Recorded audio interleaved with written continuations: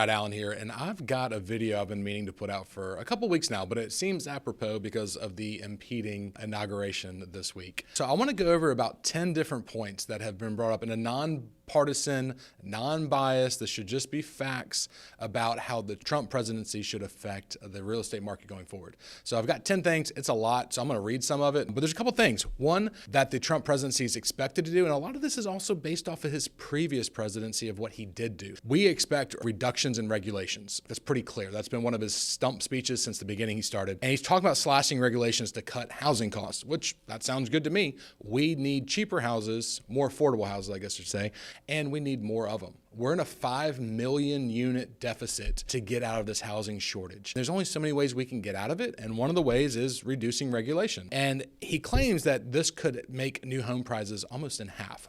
I don't know about all that, but I think it could go a long way. According to the National Association of Home Builders, they estimate that site work and permit fees, they only account for about 7.4% of the average new home cost. So that right there, if he did away with it all, which he can't, that's only 7.4%. So will that help? Sure, every penny's gonna help because builders and developers make their money off the dirt. So if the dirt can be cheaper, if it can be done faster, then oftentimes the lots can be sold cheaper, which makes the overall house price cheaper. In my personal opinion, when I'm teaching agents, usually the house is worth about 80% of the total price and dirt is typically 20%. So that goes a long way because if we can get that 20% down, it actually brings down the overall value of a house. 2, federal land development. Not trying to kick a hornet's nest here. Federal lands are federal lands. Some are protected, but some aren't. They're just owned by the federal government. One of the things is he's petitioning or thinking about opening portions of federal lands to have more large-scale housing because a lot of places get hemmed in. These cities get built out and they can't go any further because there's federal land surrounding it and they kind of get stuck. Now, he says he aims to create ultra-low tax and ultra-low regulation zones.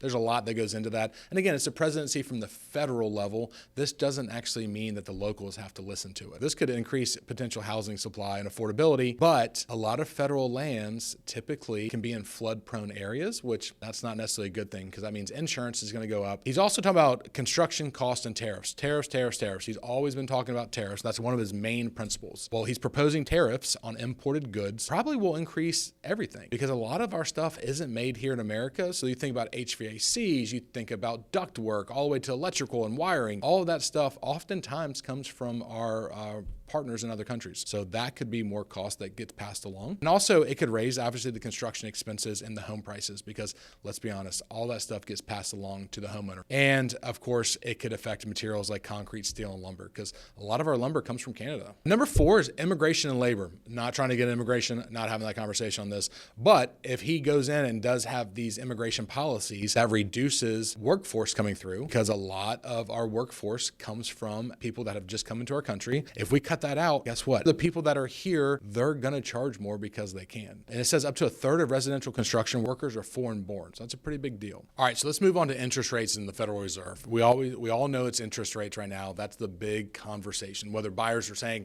they're not buying because of interest rates or sellers are saying I'm not selling, we get that. So what's this going to look like in the Trump presidency? Well, it says that Trump's aiming to lower inflation and mortgage rates. So that's a great concept. Yes, that would be helpful. But he can do this in a couple of myriad of ways, but not directly. So yes, he can appoint a new federal chair in 2026. He's already said he's not letting go of Jerome Powell, and he has the ability to appoint new members to the Federal Reserve, which could skew the Federal Reserve to work in his favor. And also he can have economic policies that could lead to higher inflation and potentially forcing higher interest rates. 6 is one a lot of people don't think about is the appraisals. So what are the policies around appraisals? One, the Biden administration has done a lot of good work to help address racial bias in home appraisals that may not be a priority of the Trump administration. Not saying he's not going to care about it, but it just may not be a priority. So that could affect a lot of borrowers. I know Senator Tim Scott and Jim Clyburn just here in the state of South Carolina are pushing hard to open up credit. So if you've been a renter for 10 years and you've paid rent on time or you paid your utilities on time, why can't that go towards your credit? So there's a lot of good things that have been happening and hopefully that continues to happen under the Trump administration. Let's talk about flood risk, right? So we're all somewhere near a flood zone in the great state of South Carolina or Georgia or wherever you might be. So here's the thing. The Federal federal flood risk management might be rolled back. And why is that? Well, it kind of has a lot of regulations and it has a lot of oversight that can be expensive when it comes to buying, selling houses. We know it when a house goes to sell.